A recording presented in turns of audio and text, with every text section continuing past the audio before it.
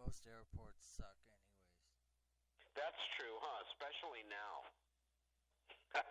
Just difficult. I mean, I can appreciate the security measures, and I know we need them, but it's really different to fly nowadays than it was, like 20, 30 years ago. It really is quite a difference. But I guess it's a sign of the times. What can we do? Yeah. And speaking of flying, how afraid of flying was Randy really? Oh, he was terrified of it. It's really strange to this day to think that he would get on that plane. And the only explanation I can come up with was that he really, really liked to take pictures. And he would like to take pictures of the places that he went. And he probably got talked into it, you know, let's go, we'll go up and just circle around a couple times and then you can snap some shots. And he didn't like to fly at all. And my mom was afraid of flying. When we were young, we took all our vacations on trains. So how did Randy get over to Aussie when he first went there? Did he fly? Well, he had to fly. He just wasn't completely for it. But I mean, he had to fly. And when he came back from England on a break around Christmas time, I believe it was 1980, he was given a gift from Ozzie and Sharon that he would go from England to New York on the Concorde. And that's the shape of that guitar. That's the shape of the Randy Rhoads Jackson guitar. If you turn it over and tilt it to like about 11 o'clock on the clock, and you look at the back side of it, that's the airplane. That's the airplane. So that made an impression on him. But to answer your question, no, he really didn't like to fly too much. I don't mind it. Yeah. I can provide another possible explanation for him getting on that plane, and that's that I've been reading books on spirituality lately, and it says that before we're born, we know how we're going to die.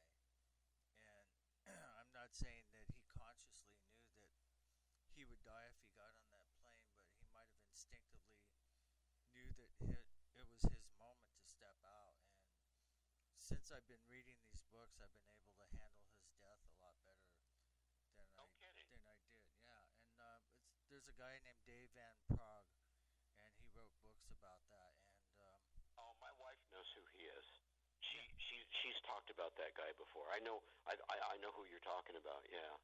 And supposedly we all come down here with agree to built-in amnesia, so we don't obsess over previous lives.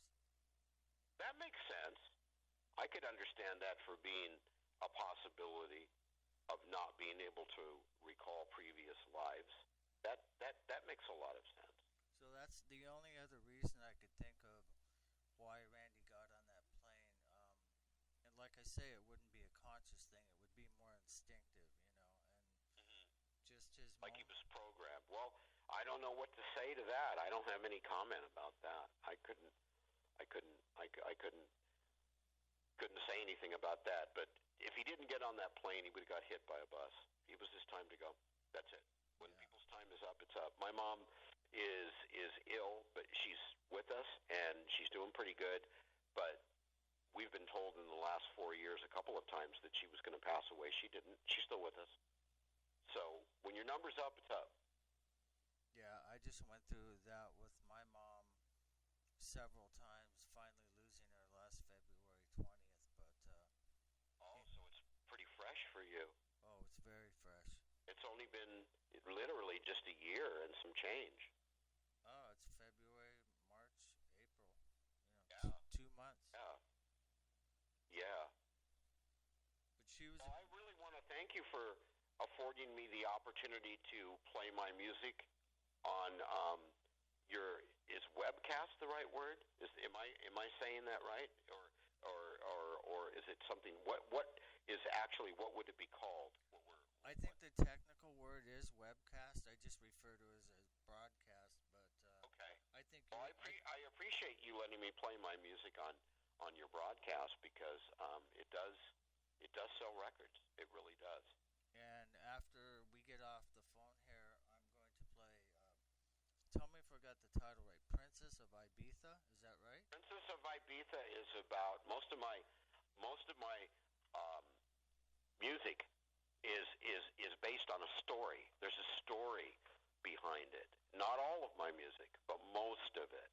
And the Princess of Ibiza was written about an imaginary kingdom that's ruled by a very, very, very beautiful woman, except she has the body of a woman and the head of an ant. And since everybody else just looks like regular people, they totally worship her because they feel that she's like a goddess from a distant land.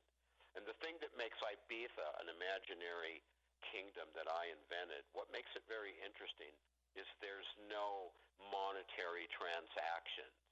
Everything is by warmth. If you do something for somebody, they feel warmth.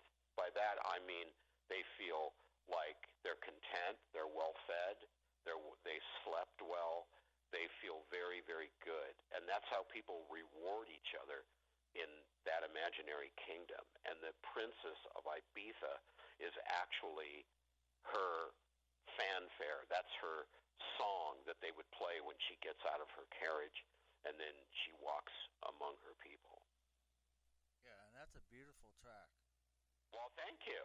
Thank you very much. I appreciate that.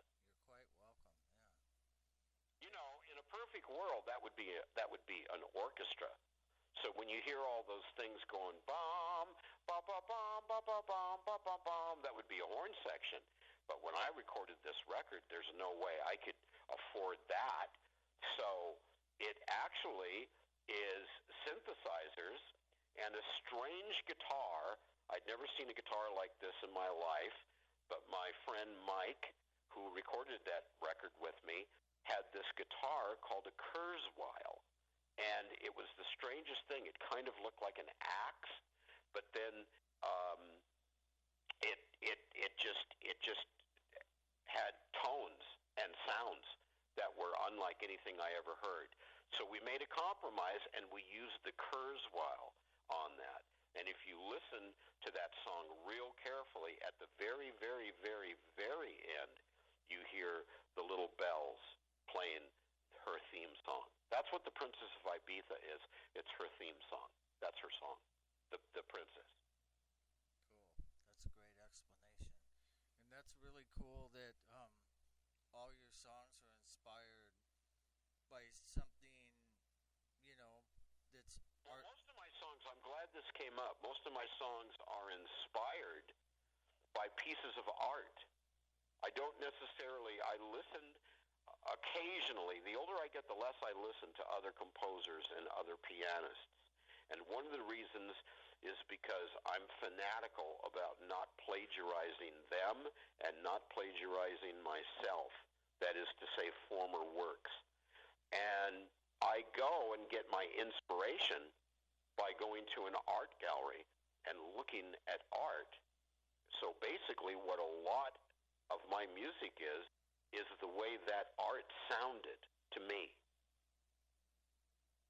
Yeah, and that's a really cool form of inspiration. Actually, I found that out earlier tonight because I was checking out some interviews you did on YouTube. Well, it's true. That's how I get my inspiration. So nobody can say that sounds a little like Beethoven or a little bit like Mozart. That's not going to happen. My stuff doesn't sound like anybody but me, like it or not like it. However, somebody that's really particularly astute might say, that sounds a little like Rembrandt. And they probably would be right. Although I'm inspired by other things other than just artwork, you know, buildings, scenery, different things that, you know, I look at, and then it causes me to write something about it. Even the song Back to the Coast is a fictionary song. That's a New York band that thinks that they're not going to make it unless they go out to California and they try to make it there. They've got to get back to the coast. And that was a story that I made up in my mind when I was writing that song. But the classical music, some of the stories go much deeper, and there's more facets to them. And by the way, out there has purchased Pride and Profanity, and they think there's 10 tunes on it. They didn't let the CD play longer than the end. If you let it play a minute and change longer, there's an 11th untitled track. It's a bonus track. That's pretty cool. In fact, that's really cool. Yeah, you listen to the very last piece of music, which is called The Tigers of the Underworld, one of the pieces of music that I'm most proud about. I'm happy with all my music. I don't write filler. Everything I write, I try to make it the very best that it could be. And in this case, The Tigress of the Underworld ends. You let the CD play about a minute and 3-4 seconds, whatever, and then all of a sudden you have this other track, and it's not titled. So the people that were doing their laundry that let the CD play too long, they're the people that knew about that, because I didn't tell anybody about it. I mean, I'm telling people about it now because the thing got released 2 years ago. So, would it be safe to say that almost everything you write is inspired either by beauty or art? I wouldn't say that it's all inspired by beauty. Beauty and art. I would say that beauty, and I would say that other things that, the more you listen to my music, you'll see that it's got a very dark undertone. A lot of it has quite a dark undertone. And I would say that art and beauty, and I would say other things too, events that happened in the world, or sculpturing, or statues, that kind of thing. But that kind of thing, as opposed to listening to piano music and emulating it or coming close to it, because that I really try very, very, very hard not to do. I really try, and it's even harder not to copy yourself once you have a couple of records, 3 records out. You don't want to copy yourself either, at least I don't. So that's a big consideration. I probably only use a little less than 3% of what I write. My output, probably 2 to 3% of what I come up with is what actually gets put into a record. So you're pretty particular about it. I'm very, very, very particular about it, and I'm very particular about, the key the song is written in, and the tempo. I spend a lot of time figuring out, because usually music has a speed that's perfect for it. And once you figure that out, a lot of other components fall right into place, because that's the speed, or I should say the tempo of the music that you're supposed to be hearing. That's just the right tempo for it. Yeah, well, this has been one of the best interviews I've ever had. I had a really good one with Tammy, as you know, last Friday, and I'm going to play Princess of Ibiza next. And I was wondering if you're going to be tuning in, if there's anything you wanted to hear.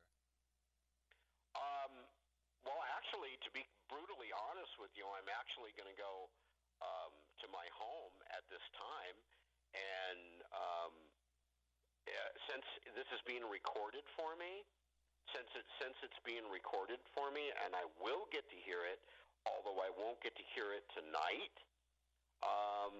The thing that I'd like to hear after Princess of Ibiza is All the Vicious Little Clowns, and then after that, end the show by playing Suffragette City.